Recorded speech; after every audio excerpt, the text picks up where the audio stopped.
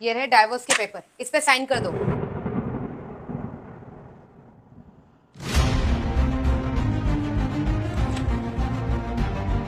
अब आएगा जिंदगी का असली मजा। तुम्हारी वजह से मेरी पूरी जिंदगी खराब हो गई थी। पता नहीं मेरे घर वालों ने कैसे आदमी से मेरी शादी करा दी थी। अब मैं जा रही हूँ। रुको। तुम्हारी इतनी हिम्मत, तुमने मेरा हाथ पकड़ा। तुमने मुझे हाथ लगाने की हिम्मत कैसे की? तुम्हें पता है ना कि अब हमारा डाइवोर्स हो चुका है। आज से एक बात याद रखना, तुम मुझे टच करने का अधिकार अब खो चुके हो और मेरे बारे में तो सपने में सोचना भी मत कि मैं तुम्हें कभी टच भी करूंगी। और अब जाऊंगी मैं सीधे अपने घर। जितनी भी मेरी प्रॉपर्टी थी, जितनी भी मेरी ज्वेलरी थी, ये सब की सब मुझे अभी चाहिए। पता नहीं मेरे घर वालों ने क्या ही देखा तुम्हें और तुमसे मेरी शादी करा दी। मुझे तो कुछ समझ में नहीं आ रहा कि हमारा क्या होगा। एक तो किराए के मकान में रख रखा है, वो अलग। और हाँ, अब मैं करूंगी दूसरी शादी जिसके पास बंगला, गाड़ी, पैसा सब कुछ होगा। तुम्हारे जैसा नेठल्ला नहीं होगा वो। नेहा, तुम्हें क्या लगता है कि मैं बर्बाद हो चुका हूँ? मेरा बिजनेस खत्म हो चुका है।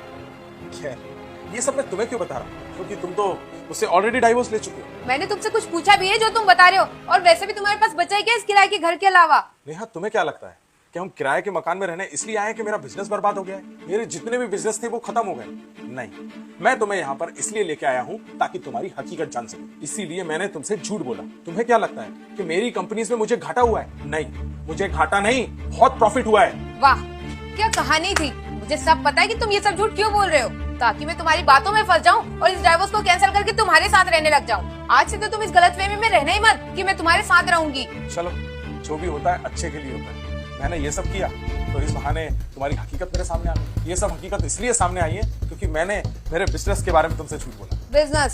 कैसा बिजनेस? अरे मुझे तो शर्म आती थी अपनी सहेलियों को बताते हुए कि मेरा पति चड्डी बनियान और चप्पल जूते का बिजनेस करता है। अरे जिस बिजनेस से तुमने पार्टियां करी, ऐश करे, वो बिजनेस आज तुम्हें छोटा लग रहा है? वैसे मुझे अब कोई दिक्कत नहीं है। जिसे इस घर में रहना है वो रहे, और जिसे नहीं रहना है तो वो तो वैसे भी जा ही रहा है। और रही बात मेरी, मैं तो पहले की तरह ही बिजनेस चला रहा हूँ, लाखों रुपए कमा रहा हूँ और सब कुछ अच्छा चल रहा है। ये सब जो भी था ना, ये सब एक ड्रामा था ताकि तुम्हारी हकीकत मेरे सामने आ सके। मैं तुम्हें इस किराए के मकान में लाया ना, इससे मुझे ये तो समझ में आ गया कि जब इंसान के पास पैसा होता है ना, तो हर इंसान उसका साथ होता है, और जब पैसा नहीं होते ना, तो पत्नी तक छोड़ के चले जाती है। और तुमने तो हद ही कर दी।